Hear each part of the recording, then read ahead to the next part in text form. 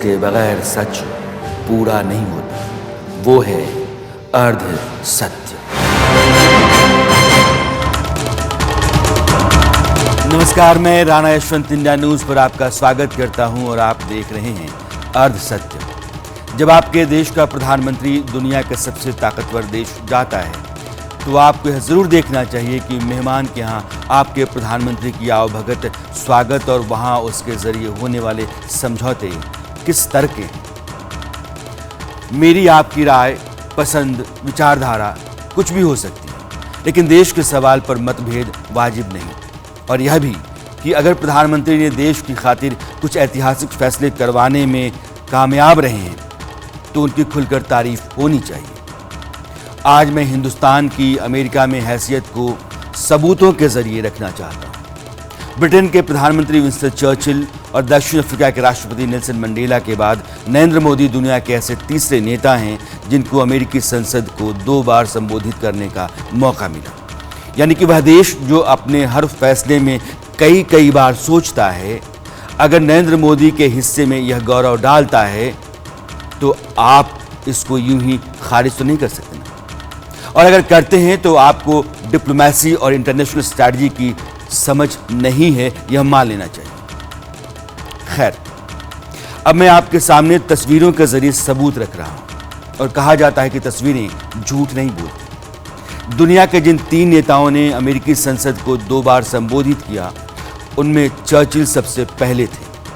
उन्होंने 19 मई 1943 और 17 जनवरी 1952 को अमेरिकी संसद में अपनी बात रखी थी। दक्षिण अफ्रीकी नेता नेल्सन मंडेला ने 26 जून 1990 और 6 अक्टूबर 1994 को अमेरिकी संसद के ज्वाइंट सेशन को संबोधित किया था। और नरेंद्र मोदी ने 22 जून 2023 और जून के ही महीने में 2016 में दुनिया के सबसे पुराने लोकतंत्र अमेरिका की संसद को हिंदुस्तान का अलग का केंद्र बना दिया था।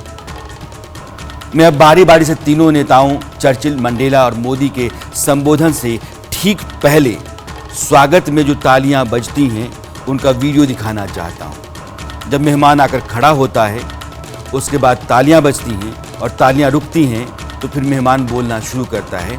आप बारी बारी से तीनों नेताओं का स्वागत में बजने वाला तालियों का शोर सुनिए।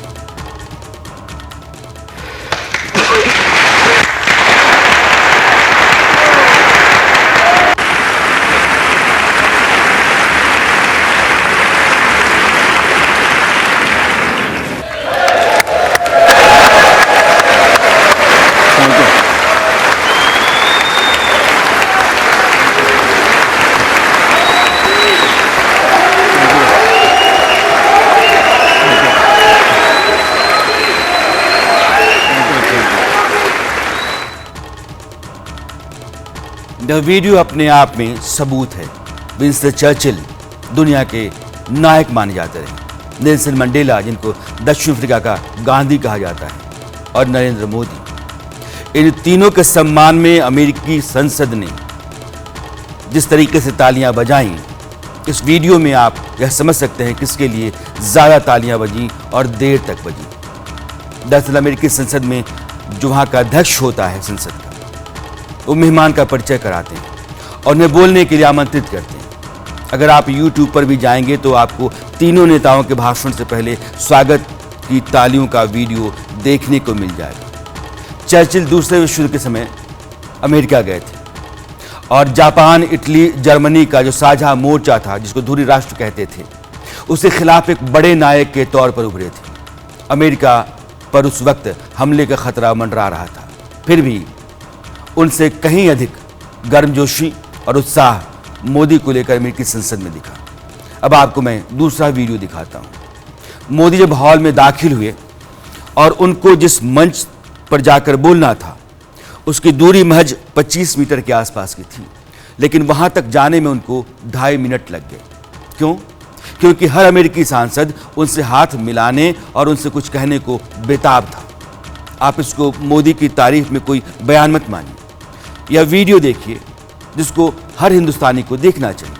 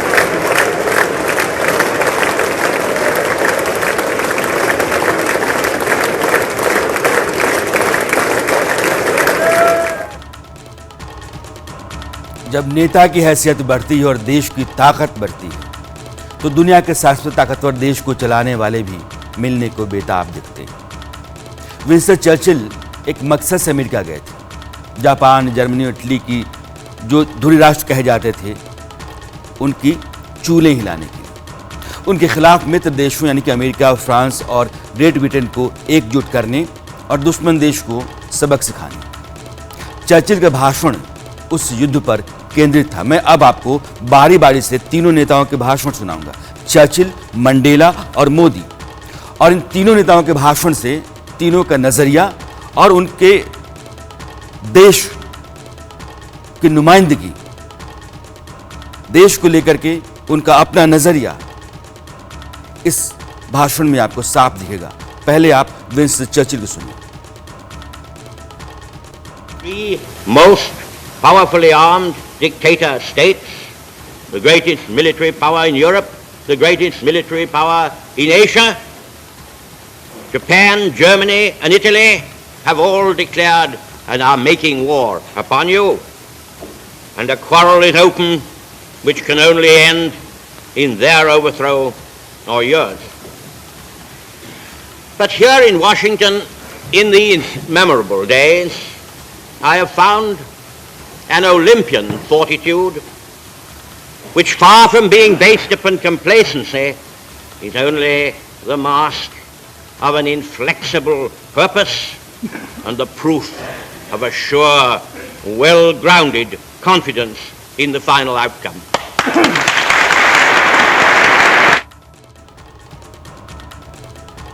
विंस्टन चर्चिल दूसरे विश्व के दौरान अमेरिकी संसद में। जब नेल्सन मंडेला गए तो उनके साथ उनका 27 साल का संघर्ष था।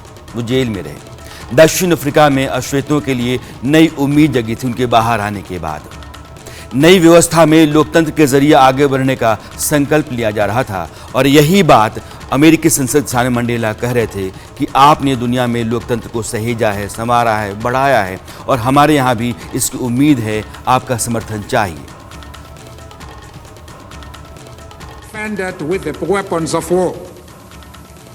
We fight for and visualize a future in which all shall, without regard to race, color, creed or sex, have the right to vote and to be voted into all elective organs of state.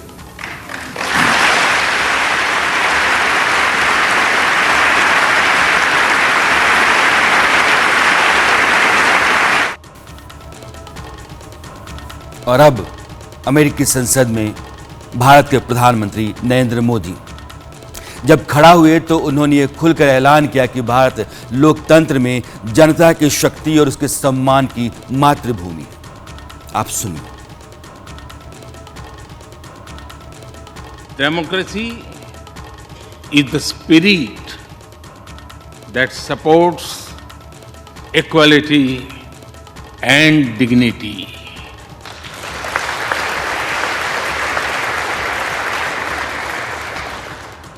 Democracy is the idea that welcomes debate and discourse. Democracy is the culture that gives wings to thought and expression. India is blessed to have such values from times immemorial.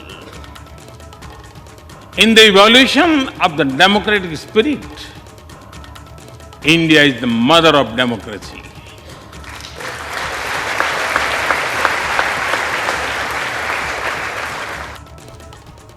जब दुनिया के सबसे पुराने लोकतंत्र की सबसे बड़ी पंचायत यानी कि संसद में दुनिया के सबसे बड़े लोकतंत्र का नेता बोल रहा हो तो दुनिया भी उसे सुनती है। मोदी ने उस मंच से भारत को जैसा देश बताया, उसने अमेरिकी सांसदों की तालियों को कई देर तक बजने से नहीं रोक पाए, लगातार बजाते रहे।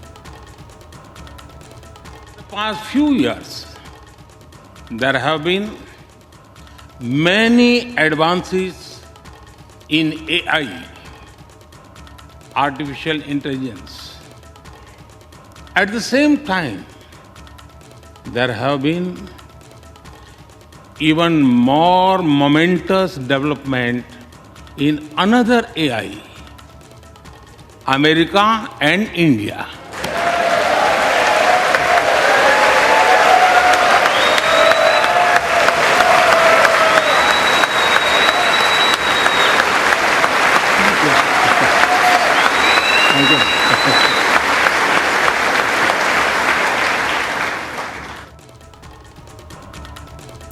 हम देश के अंदर 10 तरह के मतभेदों, असहमतियों, विरोधों में तो रह सकते हैं, मगर विदेश में सिर्फ देश होता है। वही हमारी पहचान है, वही सम्मान है और वही सर्वोपरि है। जानते हैं नरेंद्र मोदी ने भारत के बारे में अमेरिकी संसद में क्या कहा?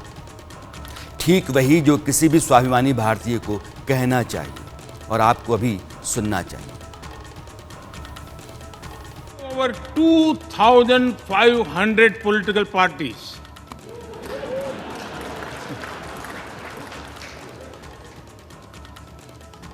Yes, you heard that right. 2,500. About 20 different parties govern various states of India.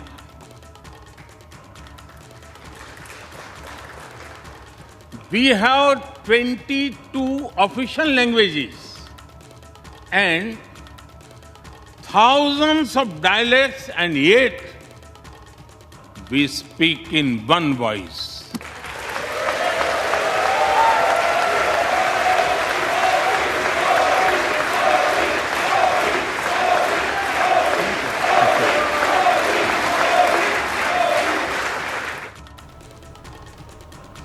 ढाई हजार दल हैं हमारे यहाँ, 20 पार्टियाँ अलग अलग राज्यों में सरकार चलाती हैं, 22 आधिकारिक भाषाएं हैं और हजारों बोलियां हैं, लेकिन हम एक ज़बान हैं, हम हिंदुस्तान हैं।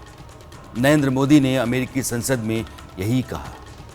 देश है तो हम हैं, देश है तो हमारी सुरक्षा है, देश है तो हमारे सपने हैं, देश है तो हमारी पहचान है और देश है तो हमारा स्वाभिमान है। दिनकर कहते हैं, सुख सिंधु पंचनंद ब्रह्मपुत्र गंगा यमुना की अमीय धार, जिस पुण्य भूमि की ओर बही तेरी विगलित करुणा उदार। अभी कुछ याद आ गया और नहीं चाहते हुए भी लगता है कि मुझे ये आपसे कहना चाहिए। राहुल गांधी भी विदेश में थे और नरेंद्र मोदी भी। मोदी ने भारत के बारे में क्या कहा आपने सुना, मगर मैं उनको फिर सुनवाना चाहता हूं, क्योंकि उसके ठीक बाद मैं राहुल गांधी का बयान आपको सुनाना चाहता हूं। फिर आपको अंतर समझ आएगा कि देश की बात करते समय जगह और मर्यादा, इन दोनों का ख्याल नहीं रखा जाए तो देश अपमानित होता है। आप सुनिए।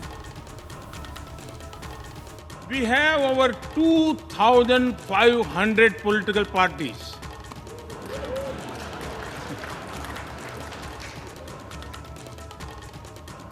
Yes, you heard that right. 2,500. About 20 different parties govern various states of India.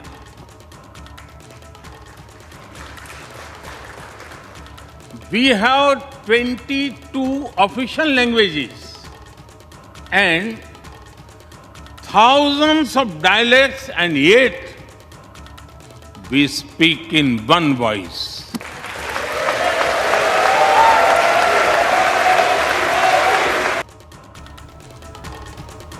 It's not just important for us. We'll deal with our problem. But you must be aware that this problem is going to play out at a global scale. It's not just going to play out in India. Right? And what you do about it is, of course, up to you. But you must be aware that in what is happening in India, the idea of a democratic model is being attacked and threatened. एक व्यक्ति कह रहा है कि तमाम विविधताओं के बावजूद हम लोकतंत्र हैं और हम एक वतन हैं, और एक आदमी कहता है कि लोकतंत्र के बुनियादी ढांचे पर हमला हो रहा है। अंतर आप समझ सकते हैं, बाहर बात कही जा रही है। अब हमारे साथ कुछ मेहमान हैं।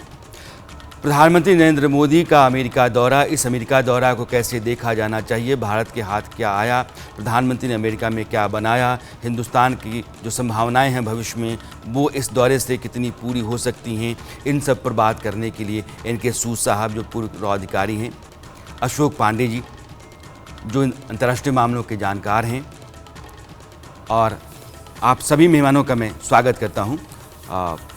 Doctor D K. पांडे जी रक्षा मामलों के जानकार हैं और मोहम्मद अली शाह आप भी रक्षा मामलों के जानकार हैं। आप चारों मेहमानों का बहुत बहुत स्वागत है। सूद साहब, ये एक तरीके से दौरा ख़त्म होने वाला है, अब इसके बाद 2 बैठकें हैं, लेकिन वो भारत के लिहाज से अमेरिका के साथ जो हमारे लेन देन होने थे वो हो चुके हैं। इस दौरे को अभी तक जो डील्स हुई, अमेरिका के साथ जो संबंध बने कूटनीतिक, राजनयिक और रक्षा मामलों के लिहाज से, कैसे आप इसको इवैल्यूएट करते हैं? देखिए, मेन जो इसका पर्पस है इस विजिट का, वो देखा जाए तो अमेरिका और इंडिया के संबंधों को एक हाईएस्ट लेवल तक ले जाने की बात है, और इतने हाईएस्ट लेवल पे जिससे दोनों कंट्रीज और ज़्यादा क्लोज आ रही हैं। अमेरिका ने बहुत सी ऑफर्स की इंडिया को, हमारे पास 200 प्लेन्स की शॉर्टेज है, फाइटर प्लेन्स की, अमेरिका ने हमको इंजन दे दिए। हम 4 तलवार क्लास शिप बना रहे थे रशिया के थ्रू, 2 शिप्स आ गए थे, 2 आने थे, और उसके जो शिप के इंजन थे वो यूक्रेन से आने थे। अमेरिका हमको अब इंजन दे रहा है क्योंकि यूक्रेन से चीज़ें आ नहीं पा रही। और उसके बाद MQ-9, ये डील पिछले 3-4 साल से चल रही थी, अब फाइनल हो गई है। लेकिन एक सबसे इंपॉर्टेंट बात क्या है कि ये विजिट का मेन पर्पस क्या है? ये विजिट का मेन पर्पस है चाइना को काउंटर करना। चाइना कहता है अमेरिका एनिमी नंबर 1 है, और इंडिया कहता है चाइना हमारा एनिमी नंबर 1 है। और ये जो दोनों की जो आपस में गुटबंदी है उसी लिए है। इंडिया और यूएस दोनों पार्टनर है क्वाड के अंदर, साथ में जापान और ऑस्ट्रेलिया है, और ये सारा क्वाड बना है चाइना को काउंटर करने के लिए। दूसरा, चाइना को काउंटर करने के लिए दूसरी एजेंसी बनी है I2U2, इंडिया, इजराइल, USA और UAE, ताकि चाइना को मिडिल ईस्ट में काउंटर किया जा सके। लेकिन ये जो एक स्पेशल पर्पज है इस विजिट का, क्योंकि अमेरिका ने हमको ऑफर किया कि आप NATO प्लस में ज्वाइन कर लो, इंडिया ने मना कर दिया कि हमारा इसमें कोई रोल नहीं। लेकिन प्रॉब्लम क्या आ रही है? प्रॉब्लम आ रही है जो रशिया यूक्रेन वॉर चल रही है। इस वॉर के अंदर जो यूके है, ब्रिटेन है, उसने इतना सामान भेजा कि उसके पास 10 साल तक वो सामान पूरा करने का टाइम लग जाएगा। जर्मनी का सिस्टम पे शॉर्टेज है मिसाइल्स की, टैंक्स की, क्योंकि बहुत सा सामान यूक्रेन को दे दिया गया है। और सेम हाल अमेरिका का है जी। अमेरिका को अपने सामान के प्रोडक्शन के लिए कोई साथी चाहिए चाइना को काउंटर करने के लिए, और इंडिया पे उसकी पूरी नज़र है। और इंडिया भी अमेरिका की हेल्प चाहता है, क्योंकि हमारा जो बॉर्डर का स्टैंड अप चल रहा है चाइना के साथ पिछले 3 साल से लेह लद्दाख में, उससे पूरे वर्ल्ड की अटेंशन है। और वो जो स्टैंड अप चल रहा है उसको देख के पूरा वर्ल्ड हैरान भी है कि किस तरीके से इंडिया चाइना को कंटेन करके रखा हुआ है उसने अपने बॉर्डर पे। हमारा चाइना के साथ जी, मैं आता हूँ आपके पास। डी.के. पांडे साहब, चूंकि आप डिफेंस एक्सपर्ट हैं, 2 बड़े डील्स दिख रही हैं, एक तो ड्रोन की, रीपर ड्रोन की, और दूसरी फाइटर जेट की इंजन की। तो फाइटर जेट इंजन जो हमारे यहाँ बनेगा और उसके बाद तेजस के अगले वर्जन में लगेगा, जो अभी चर्चा हो रही है कि चीन और पाकिस्तान दोनों हमारे दुश्मन देश हैं और दोनों की तैयारियां हमारे खिलाफ लगातार चलती रहती हैं, दोनों की मंशा नेक नहीं रहती है। इन दोनों डील्स को आप कितना भारत के ताकतवर होने के लिहाज से इम्पॉर्टेंट मानते हैं? कि जो हमारा प्रयास दशकों से चल रहा था भारत में अपना खुद का फाइटर बनाने का, उसमें एक बहुत बड़ी शक्ति मिलेगी इस डील से। दूसरी बात कि कि जो अभी तेजस मार्क 1 है उसमें ऑलरेडी F404 इंजन आ रहे थे, और ये 414 जो है वो बेहतर इंजन है, ज़्यादा शक्तिशाली है, क्योंकि एक फाइटर को ऑपरेट करने के लिए जो चपलता चाहिए वो अधिक पावर से आती है, और ये हमको वो इंजन दे पाएंगे। जहाँ तक बात है भारत में इंजन बनने का, तो हमें निश्चित रूप से जो हमारे वैमानिकी क्षेत्र में जितने भी वैज्ञानिक हैं और दूसरे कर्मी हैं उनको मौका मिलेगा, इससे एक्सपोजर होगा, और हमारे आने वाली पीढ़ियों में, आने वाले समय में हम और बेहतर कर पाएंगे इस दिशा में। देखिए ब्रह्मोस के क्षेत्र में जहां पर हमने ज्वाइंट वेंचर किया रशिया के साथ, और आज हम ब्रह्मोस बाकी देशों को दे रहे हैं, और उससे हम कुछ फॉरेन रेवेन्यू ले रहे हैं। तो ये उसी हालत में अगर हम पहुंचते हैं तो हमारा जो सपना है एक शक्तिशाली भारत बनने का, वो उसकी तरफ एक बहुत महत्वपूर्ण कदम होगा। ध्यान रहे रशिया और यूक्रेन के जो तनावग्रस्त पिछले 1 वर्ष से अधिक समय जो चल रहा है, उसमें सबसे बड़ा जो सबक मिला है कि आपको अगर इस विश्व में सर उठा के रहना है तो स्वावलंबी बनना ही होगा, और उसी दिशा में आत्मनिर्भरता एक हमारा कदम है। तो ये दोनों डील से हमें आत्मनिर्भरता की तरफ हमारा कदम रहेगा। आखिरी बिंदु जो मैं कहना चाहूंगा कि जो रेपिड ड्रोन्स आए हैं ये बहुत ही इंपॉर्टेंट है, क्योंकि हमारा जो ड्रोन का विकास की जो प्रक्रिया चल रही है वो थोड़ा सा स्लो है, और इसमें भी कई खामियां हैं, क्योंकि बाहर से ही अधिकतर चीजें आ रही थी। तो और जो हमारे युका जो अनमैन कॉम्बैट एरिया व्हीकल की जो कमी थी, उसको 31 ये डील हुई है 31 सी गार्जियन ड्रोन की, ये वो पूरा करेंगे। और ध्यान रहे कि इनको कस्टमाइज किया गया है भारत के अनुरूप किसी भी क्षेत्र में ऑपरेट करने के लिए। तो एक बहुत ही महत्वपूर्ण डील है, और निश्चित रूप से चाइना और पाकिस्तान को इस डील से के माथे पर सलटें आ रही होंगी, क्योंकि जहां वो भारत को कमजोर समझते थे, अब उनको सोचना पड़ेगा कि अब भारत वो भारत नहीं रहा जो पहले था। तो निश्चित रूप से ये हमारे रक्षा क्षेत्र में बहुत बड़ा कदम होगा। अशोक पांडे जी, इस विजिट को प्रधानमंत्री के कई हलकों में अलग अलग तरीके से देखा समझा जा रहा है, लेकिन ऐतिहासिक माना जा रहा है। आप इस पूरे ट्रिप को, इस दौरान जो समझौते हुए, इस दौरान जो अंडरस्टैंडिंग बनी, इस दौरान जो दोनों देश नज़दीक आए हैं, आने वाले समय में भारत और अमेरिका के संबंध दुनिया के जो मल्टीपोलर अभी स्थितियाँ हैं उसमें कहाँ तक जाएंगे और कितनी अहम भूमिका निभाएंगे? जी धन्यवाद। तो जो अभी आपने कई चर्चाएं की और कुछ बिंदुओं को बहुत अच्छी तरह आपने हुआ है, तो मैं शुरुआत वहां से करता हूं कि नेता की हैसियत और देश की ताकत। तो उनकी तो हैसियत थी ही, और उन्होंने पहली बार भी जो कांग्रेस को एड्रेस किया था उसमें भी उनको बहुत स्टैंडिंग ओवेशंस मिले थे, उसकी शायद बहुत चर्चा नहीं हुई, इस बार ज़्यादा हुए। लेकिन जो देश की ताकत का उन्होंने एहसास कराया, आप ध्यान दीजिए अपने भाषण में उन्होंने क्या कहा कि भारतवर्ष की रेलगाड़ियों में पूरा ऑस्ट्रेलिया सफ़र करता है एक दिन। तो जो हमारा डिजिटलाइजेशन है, जो हमारे और आयाम है, सारे के सारे देश उसमें शामिल हो सकते हैं, यानी जो हमारे देश की व्यापकता है उसका उन्होंने एहसास कराया। लेकिन जो मुख्य बात है, Indian Americans, all Americans, Indians, businessman, young people और opposition in America and opposition in India, सबको उन्होंने एक साथ एड्रेस किया। अली शाह साहब, आप चूंकि आर्मी में रहे हैं, आपका अनुभव कई फील्ड का भी है।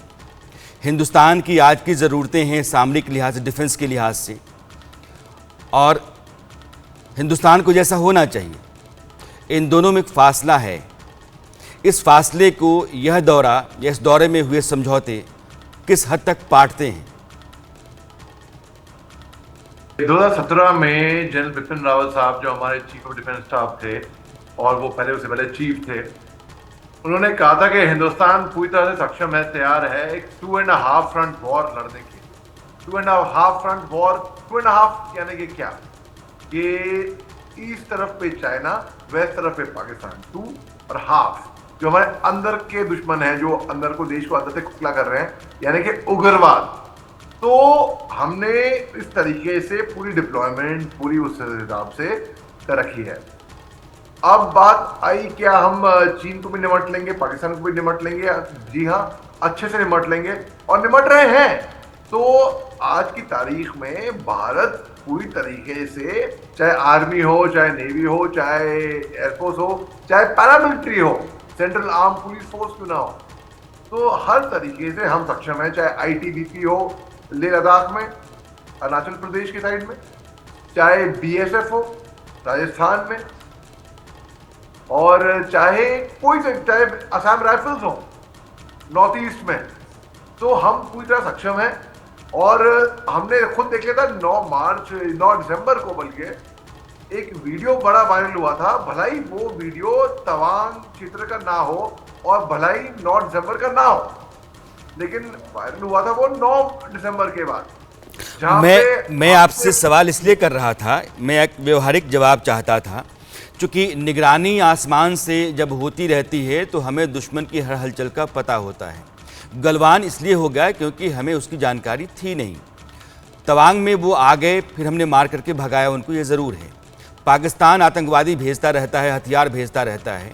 जो सर्विलांस का मामला है, जैसे रीपर ड्रोन है, तो रीपर ड्रोन अगर आप 30 लेते हैं तो पैसिफिक ओशन से लेकर के और हिमालय तक और हिंदुस्तान की सरहद के चारों तरफ आप उसके ज़रिए निगरानी रख सकते हैं, सतर्क ज़्यादा हो सकते हैं, आप समय से पहले एक्शन ले सकते हैं। इसलिए मैंने सोचा कि पूछूं आपसे कि क्या यह बहुत हद तक मददगार हो सकता है। इनके सूद साहब, एक सवाल जो हिंदुस्तान के लोग अक्सर चर्चा में है और पूछा जा रहा है, कहा जा रहा है कि हमारे बहुत सारे प्रधानमंत्री अमेरिका दौरे पर गए और कईयों ने अमेरिकी संसद में भाषण भी दिया। नेहरू जी ने भी दिया, नरसिम्हा राव ने दिया, वाजपेयी जी ने दिया, मनमोहन सिंह ने दिया, नरेंद्र मोदी ने दिया। विशेष क्या है? और नरेंद्र मोदी के 2 बार भाषण दे देने और नरेंद्र मोदी के अमेरिका दौरा जाने से हिंदुस्तान के लिए कितना इम्पोर्टेंट है और क्या अलग है? देखिए, ये जो पीएम मोदी की विजिट है या उनके भाषण है, आप देखें पहली बार भी जब पीएम मोदी गए तो 40 बार वहाँ पे ताड़ियां बजी, 40 स्टैंडिंग ओवेशन हुए, अभी भी ऐसा नहीं हुआ। लेकिन ये जो विजिट है, इसके अंदर एक हिडन एजेंडा है। हिडन एजेंडा ये है कि यूएस चाहता है कि इंडिया की डिफेंस स्ट्रांग हो। जो चीज़ें सामने आई है वो अलग बात है, लेकिन साथ में वो चाहता है कि इंडिया प्रोडक्शन सेंटर बने वर्ल्ड का, जिसकी वजह से यूएस की जो शॉर्टेज आ रही है, जैसे मैंने कहा रशिया यूक्रेन वॉर की वजह से, उसके लिए वो तैयार रहे। साथ में इंडिया की भी जो डिफेंस है वो भी तैयार रहे, क्योंकि वो चाहता है इंडिया एक प्रोडक्शन सेंटर बने। और एक अंदर प्लान चल रही है यूएस के अंदर जो स्ट्रेटेजिक प्लान है, उनको ये उम्मीद है कि चाइना के साथ उनका 5 या 6 साल के बाद वार होने की तैयारी है, और इसलिए वो चाहते हैं कि इंडिया इसके लिए रेडी रहे, इंडिया उनको आर्म सप्लाई देता रहे, इंडिया की जो स्ट्रेटेजिक लोकेशन है उसकी वजह से भी। और इसीलिए पीएम मोदी को स्टेट विजिट पर बुलाया स्पेशली, क्योंकि उनको लगता है कि इंडिया की जो स्ट्रेटेजिक लोकेशन और जियोपॉलिटिकल सिचुएशन, और इंडिया अकेली ऐसी कंट्री है जो चाइना को काउंटर कर सकती है, इसलिए वहाँ पे इन्वाइट किया। और वहाँ के जो लोग हैं उनके सेनेट के अंदर, वो भी पीएम मोदी के व्यूज़ देखना चाहते थे कि पीएम मोदी की कितनी इंक्लिनेशन है यूएस की तरफ। और ये जो सारा काम चल रहा है चाइना को काउंटर करने के लिए, क्योंकि इंडिया क्लोजेस्ट है चाइना के, जैसे मैंने पहले भी कहा था। और इंडिया ने जो अपनी पावर दिखाई है सी के अंदर, जैसे हमने अपने 2 एयरक्राफ्ट कैरियर्स दिखाए, साथ में 35 से 40 हमारे शिप्स थे, 7 एयरक्राफ्ट थे, तो इसकी वजह से एक मैसेज है यूएस को। जी अरसत में आज इतना ही। मेरी मुलाकात आपसे फिर सोमवार को होती है। मैं अपने सभी मेहमानों का धन्यवाद करता हूं, आप जुड़े, अपनी बात रखी, और अब दीजिए विदा। नमस्कार। वो आधा हिस्सा जिसके बगैर सच पूरा नहीं होता, वो है अर्ध सत्य।